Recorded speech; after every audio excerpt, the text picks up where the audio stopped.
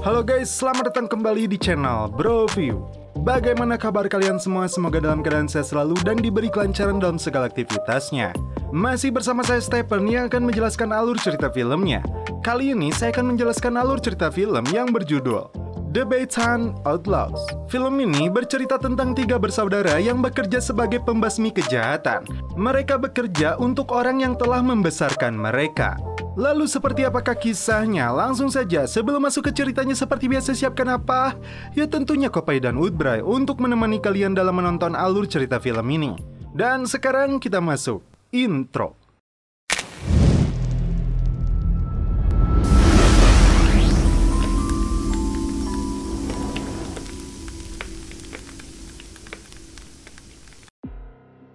Film dibuka dengan ditampilkannya tiga bersaudara yang menjadi kelompok gangster paling bernyali dan tidak kenal ampun. Mereka adalah Brick Odie, McQueen Odie, dan Lincoln Odie. Dengan membawa persenjataan lengkap, mereka langsung menerobos masuk dan menghabisi komplotan mafia yang jumlahnya jauh lebih besar.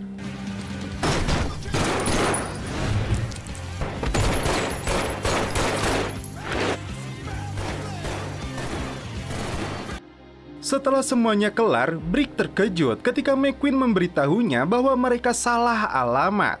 Mereka tidak menemukan uang dari markas mafia ini. Singkat cerita, polisi berdatangan ke lokasi pembantaian ini. Mereka langsung melakukan olah TKP. Dan ini adalah Sheriff Henry Millard, pimpinan kepolisian di kota ini. Dari anak buahnya, dia mendapat laporan 13 mayat dan tumpukan narkoboy ditemukan di rumah ini. Anehnya, tidak ada satupun tetangga atau orang sekitar yang mau menjadi saksi.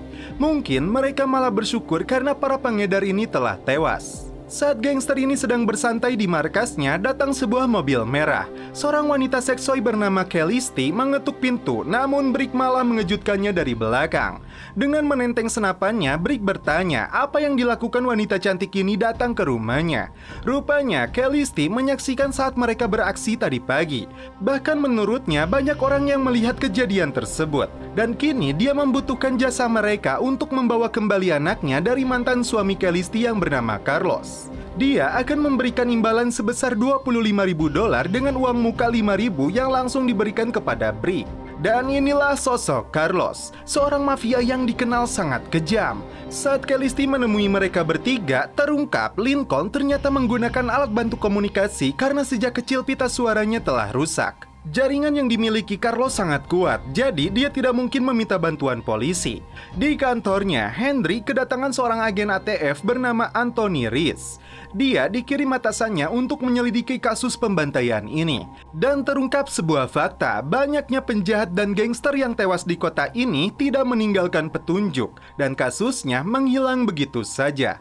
Anthony kemudian menyebut Odie bersaudara yang kemungkinan besar menjadi tersangka utamanya.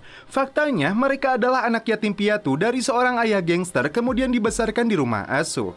Henry mengetahui tentang mereka bertiga, namun seolah-olah dia menutupi sesuatu dan memilih mengakhiri pembicaraan dengan Anthony.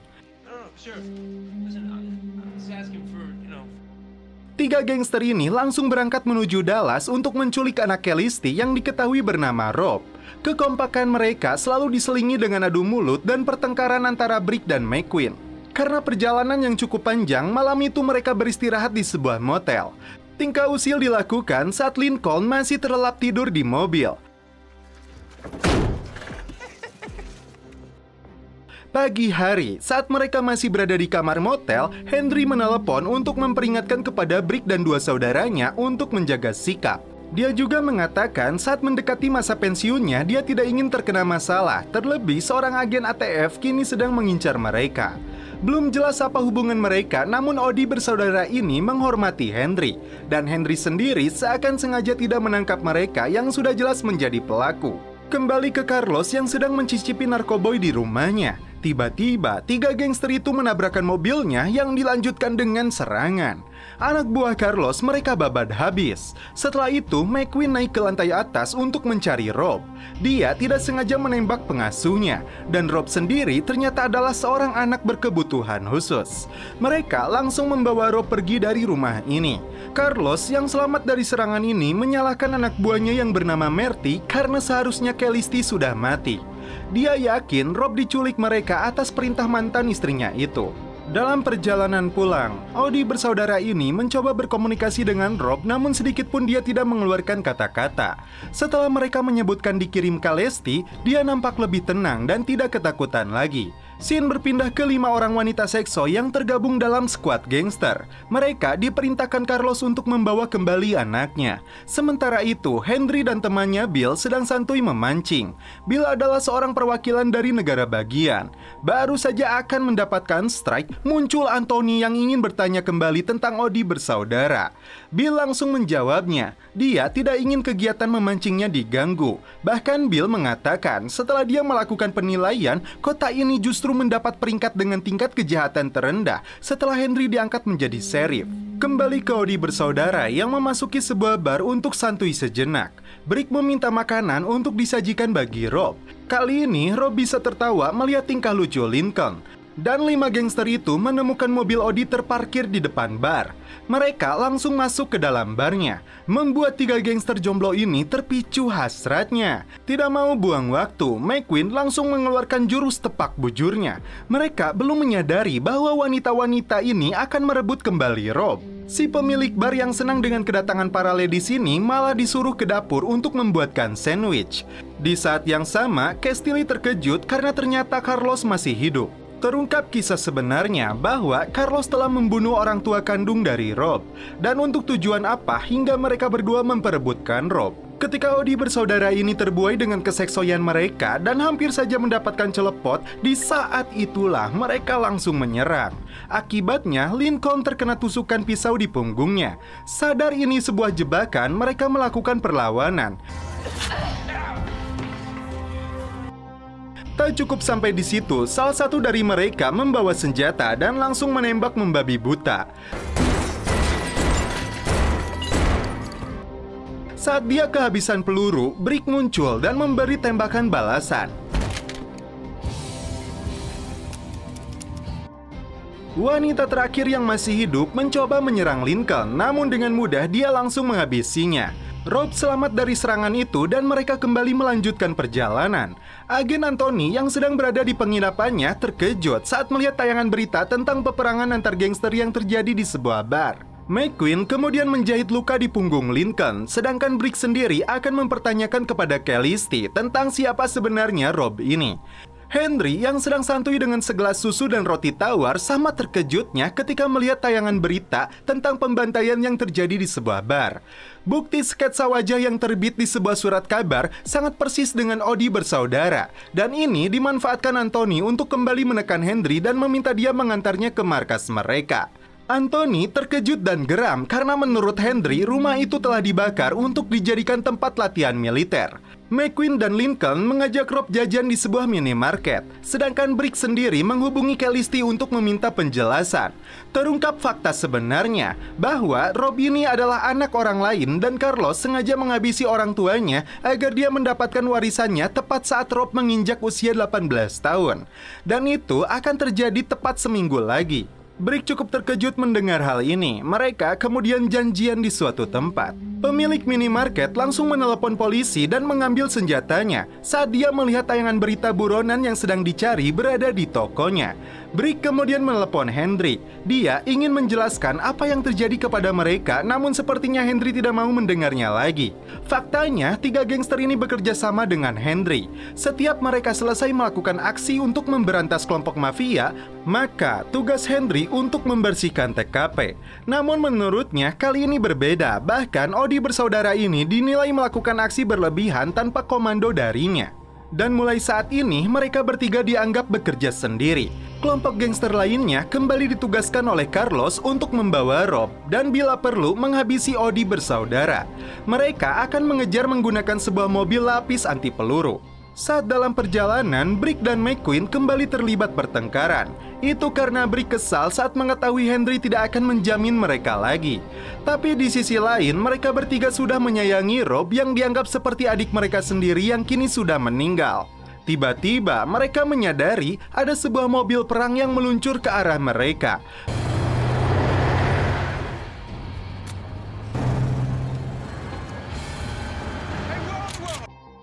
McQueen sempat menodongkan senjatanya dan mengusir mereka, namun sebuah granat asap dilemparkan ke dalam mobil.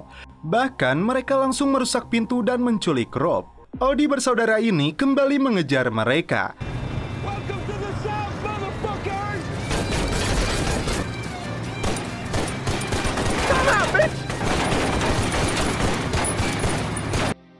Adu tembak sudah tidak terelakkan lagi.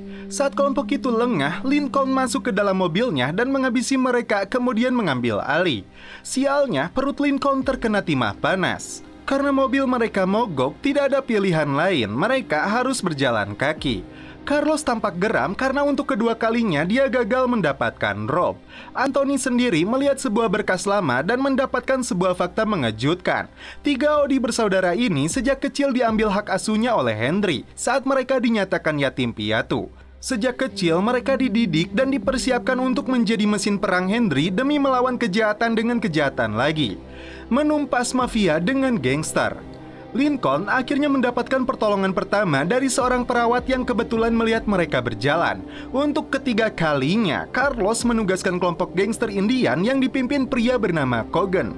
Audi bersaudara akhirnya sampai di sebuah lokasi karena bantuan perawat ini. Namun Brick sadar, peperangan ini belum berakhir dan mereka harus mempersiapkan pertahanan untuk menghadapi serangan selanjutnya. Di saat yang sama, Anthony kembali menemui Henry. Dia sudah mendapatkan bukti tentang sepak terjangnya yang berkaitan dengan Audi bersaudara dan kali ini dia tidak dapat mengelak lagi. Sebelum menangkapnya, Henry mengajak Anthony menuju Vicksburg. Sementara itu, McQueen melukis wajah Rob agar tampak seperti superhero. Bahkan dia memberinya sebuah pistol asli untuk mempertahankan dirinya. Brick dan McQueen sudah mempersiapkan sisa persenjataan mereka untuk menyambut serangan yang mereka prediksi tidak akan lama lagi akan datang. Di sisi lain, Lincoln dan Rob bersembunyi di sebuah toilet, sedangkan para penjahat ini mulai bergerak untuk mengepung mereka. Saat Calliste datang ke lokasi ini, mereka langsung melakukan serangan.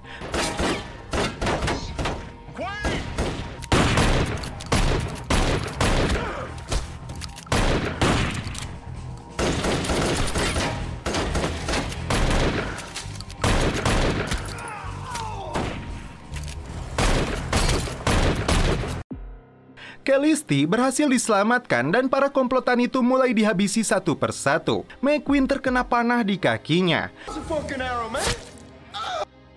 Dia langsung diseret oleh motor, dan di saat yang sama Calliste terkena tembakan di dadanya. McQueen berhasil menghabisi pelakunya dan terpaksa mematahkan anak panahnya meskipun rasanya sangat sakit.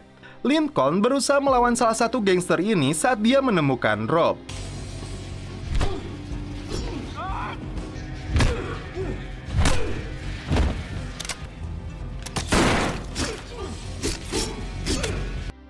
Lincoln kembali bangkit dan menarik si penjahat itu ke dalam rumah untuk dieksekusi. Untungnya Henry datang tepat waktu dan langsung menembak mati si Cogan. Di akhir film, Audi bersaudara termasuk Henry ditangkap petugas ATF. Mereka harus mendapat hukuman atas kejahatan ini meskipun tujuan mereka benar. Dan Anthony sendiri dipaksa atasannya untuk memimpin wilayah ini menggantikan Henry. Calliste berterima kasih kepada McQueen dan 2 saudaranya karena berhasil melindungi Rob. Carlos dan rekannya yang sedang santuy di rumahnya mendapat sebuah kiriman paket. Dan saat dia membukanya,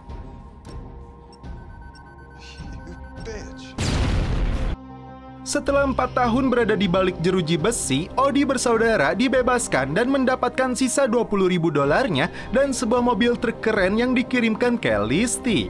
Dan setelah itu film pun berakhir. Oke guys, bagaimana menurut kalian alur cerita film dari The Bateson Outlaws ini? Saya sangat suka film ini, pemerannya hebat. Semua aktor melakukan pekerjaan dengan baik. Saya tidak mengerti mengapa film ini memiliki publisitas yang cukup. Karena menurut saya ini sangat menghibur dan penuh aksi. Mungkin marketingnya kurang kopai.